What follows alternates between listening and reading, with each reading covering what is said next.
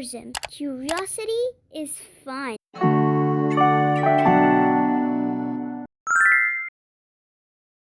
एक होती गाय जशी दुधावरची साय.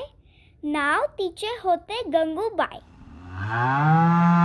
भल्या पहाटे उठायची, रानामध्ये जायची, लुसलुशीत गवताच्या पेंढ्या घेऊन यायची. तिला होते एक बाळ, नाव त्याचे महांकाळ.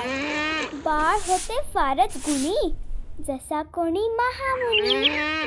गंगू बोले सर्वांशीच गोड, कोणाचीच कधी काढत नसे खोड. एके दिवशी संध्याकाळी गंगूला दिसली जखमी शेळी. शेळीला गंगूने आणले घरी आणि केली तिची जखम बरी.